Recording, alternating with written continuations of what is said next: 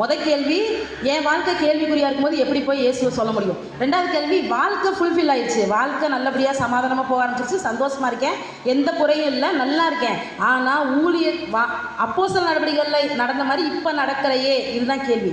அதுக்கு பின்பதாக ஊழியத்தில் பார்த்தீங்கன்னா பலவிதமான மாற்றங்கள் நடக்க ஆரம்பிச்சிச்சு.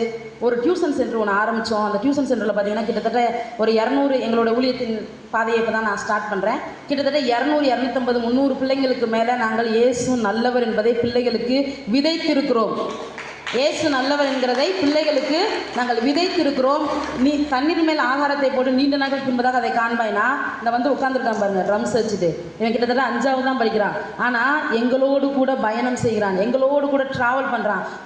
இப்போ இது வரைக்கும் என் லைஃப்பில் நடந்த சில காரியங்கள் அவங்க மத்தியில் சொல்லி, இது நிமித்தம் ஆண்டவர் என்னை சந்தித்தார், இது நிமித்தம் ரொம்ப ஷார்ட் அண்ட் ஸ்வீட்டாக சொல்லியிருக்கேன்.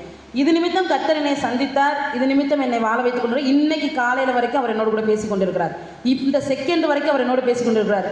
எனக்கு வாக்குத்தத்தம், தேவரீர் என் விளக்கை ஏற்றுவீர், என் இருளை வெளிச்சமாக்குவார் வாக்குத்தத்தம். நான் கேட்குறேன் ஆண்டவர்கிட்ட, ஏன் ஆண்டவரே சம்மந்தம் இல்லாமல் இந்த வருஷம் எனக்கு இந்த வாக்குத்தத்தம் கொடுக்குறீங்கன்னு. அப்போ வசனம் போர்டில் எழுதுகிறோம், இருளில் நடந்த ஜனங்கள் பெரிய வெளிச்சத்தை கண்டார்கள். இன்னைக்கு காலில் உட்காந்து சர்ச்சில் உட்காந்து யோசிச்சுட்டே இருக்கேன், ஏன் ஆண்டவரே இந்த வாக்குத்தத்தத்தை கொடுத்தீங்க, எதுக்கு ஆண்டவரே இதை கொடுத்தீங்கன்னு கேட்கும்போது ஹெட்டிங் எடுத்து வாசினார். ஹெட்டிங் எடுத்து வாசிக்கிறேன், ராகத்தலைவனுக்கு ஒப்புக்கப்பட்ட தாவீதின் சங்கீதம் சொல்லிட்டு, அவன் எல்லா சத்துருக்களுக்கும் நீங்களாக்கி விடுவிக்கப்பட்டதற்கு பின்பதாக பாடின சங்கீதம்.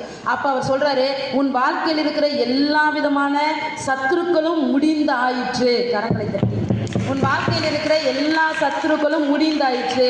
இனி உன் வாழ்க்கையிலே நீ வெற்றியின் சங்கீதம் பாடுகிறவளாக.